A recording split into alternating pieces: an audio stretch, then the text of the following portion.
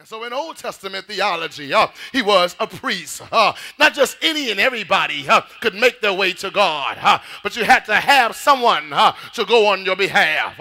Today we call him Jesus Christ, that I can go down on my knees and say, Father, I stretch my hands to thee. He was a priest. He talked to God on behalf of the people of God. But he was also a prophet. He was a prophet in that he talked to the people of God on behalf of God. Did you catch that? As a priest, he talked to God on behalf of the people. But as a prophet, he talked to the people on behalf of God. But not only was Habakkuk a priest and a prophet, he was also a praise leader. Habakkuk chapter 3, 17 through 19. And I can't wait till we get there. It lets us know that Habakkuk was willing to praise, and he was in fact willing to lead the praise procession. Habakkuk says in 3:17 through 19, though the fig tree may not blossom, yet will I rejoice in the Lord. I will joy in the Lord. Habakkuk says, I don't have to wait until all the musical instruments have been lined up together to give God some praise. I'll praise him right here. Habakkuk says, I don't have to wait until everything is going A-OK in my life, but I'll just pause and give him a praise right now. I wonder, do we have any praise leaders in the house this morning? That says, I don't have to wait until all my bills have been paid to praise him, but I'm going to praise him like I believe that every need that I have is going to be met before the need even shows up. I believe that God's going to do anything but fail. Is there anybody here this morning say, I'm a praise leader? If I have music, I'll praise him. No music, I'll praise him. Sanctuary choir, I'll praise him. No choir, I'll praise him. In the sanctuary, I'll praise him. At home, I'll praise him. By myself, I'll praise him. With other people, I'll praise him. Because you can't beat me giving him some praise. I'll praise him at all times. Look at somebody and say, I'll praise him. Look at somebody and say, I'll tear this row up to let God know I'm serious about what I want him to do in my life. So Habakkuk says, I'm a praise worshiper. He says, I'm a praise leader. And so he was a priest, a prophet, and a praise leader. And as a priest, as a prophet, as a praise leader, Habakkuk with a major message opens up in Habakkuk chapter 1, verses 1 through 4. Unafraid to question God.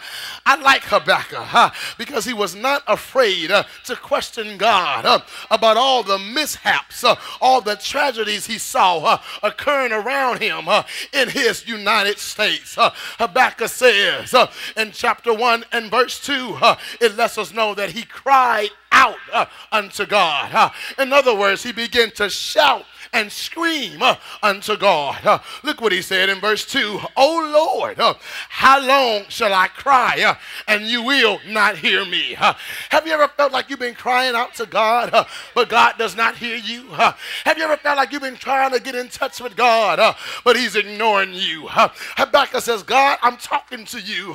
What's up with this? You're not responding to me. Habakkuk says, God, I've texted you, but you won't reply. Habakkuk says, I've shot you an email, and I know you received the email because I went to see if you received it, and it let me know that you had opened up my mail, but you have not sent me back a response. Habakkuk says, I'm calling you, and you keep pressing ignore because it keeps going to the answer machine. Habakkuk says, what's up, God?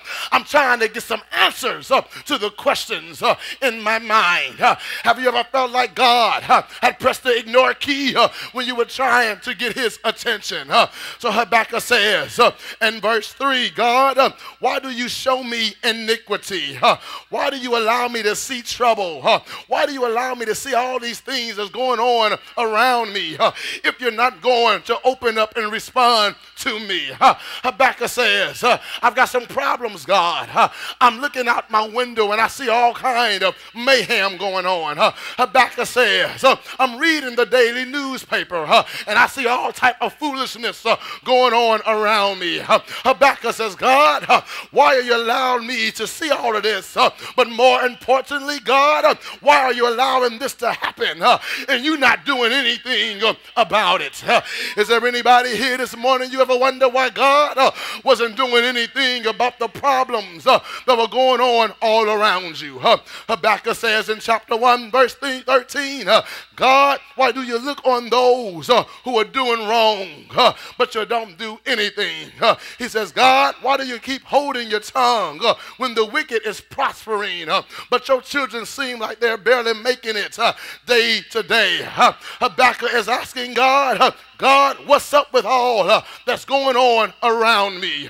Have you ever just paused long enough to ask God, God, what's up with all that's going on around me? What's up with everything I see going on in my community?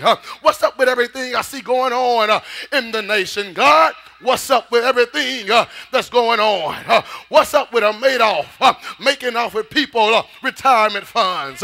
What's going on around me? What's up with AIG getting bailed out from underwater only to go cruising on the water? What's up, God, with all that I'm witnessing? What's up when those empowered to teach our children Sunday school lessons are now raping and murdering our children? What's up, God, with all that's going on around me? What's up, God, with people having worked 20 and 30 years and now they're ready to retire, but they can't retire?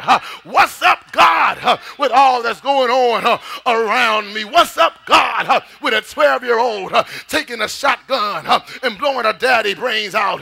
What's up, God, with all these things that's going on around us? Have you ever just paused and said, God, what's up? What's up? What's up when fourth graders have traded in backpacks for guns and now they threaten their classmates, says, if you look at me like that again, I'll blow your brains out? What's up, God, with all that's going on around us? What's up with all of this? God, how far will you go to get my attention? Habakkuk feels that not only is Judah coming under attack, but he feels his faith is coming under attack.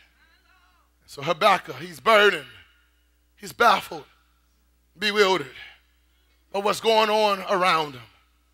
And Habakkuk says, God, this one thing I do understand, that when we go through, it's a reason behind it.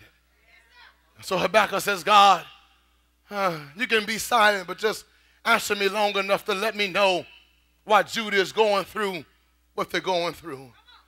And Habakkuk says, God, are we going through because you've given the enemy permission to attack us? Because he says, I understand the story of Job. That's the Job story that Job says. I was minding my own business, but one day the enemy, he begins to go to and fro through the land, seeing who he can get his hands on. And God said, have you considered my servant Job? And so he comes under attack. And so Habakkuk said, is it that you're just trying to allow us to come under attack because you know in the end you have the power to bring us through? But God is silent. What do you do when God is silent? Habakkuk says, well, God, since you didn't answer, are we going through because you're trying to get all the glory, honor, and praise?